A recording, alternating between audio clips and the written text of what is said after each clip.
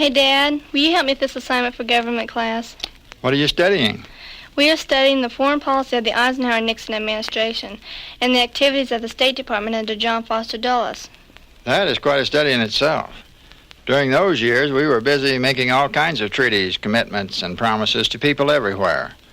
One result was the Southeast Asian Treaty Organization, which has kept us in an undeclared war in Vietnam since you were 3 years old.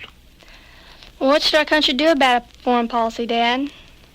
Well, a great man once said, Europe has a set of primary interests which to us have none or a very remote relation. Hence, she must be engaged in frequent controversies, the causes of which are essentially foreign to our concerns. Therefore, it must be unwise in us to implicate ourselves by artificial ties in the ordinary vicissitudes of her politics or the ordinary combinations and collusions of her friendships or enmities.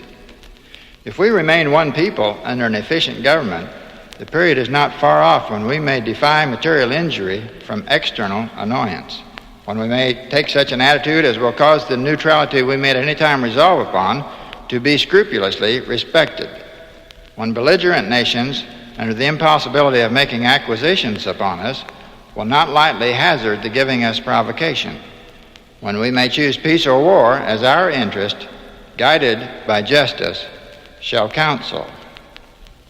Why forego the advantages of so peculiar a situation? Why quit our own to stand upon foreign ground?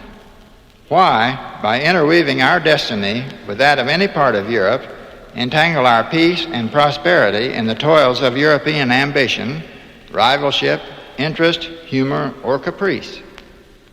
It is our true policy to steer clear of permanent alliance with any portion of the foreign world, to warn against the mischiefs of foreign intrigue, taking care always to keep ourselves by suitable establishments on a respectable defense posture. There can be no greater error than to expect or calculate upon real favors from nation to nation. The great rule of conduct for us in regard to foreign nations is, in extending commercial relations, to have with them as little political connection as possible. So far as we have already formed engagements, let them be fulfilled with perfect good faith. Here, let us stop.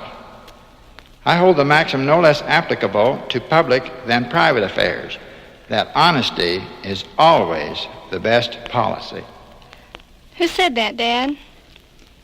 George Washington said that to Congress in 1796. As long as Washington's farewell address was used as a foreign policy guide, our country remained free. We have abandoned his wisdom and are now embroiled in war after war after war.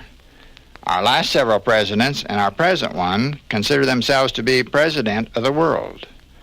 We had better elect a man soon who will think of himself as an American instead of a citizen of the world. Otherwise, our beloved United States will cease to exist as a nation of free people.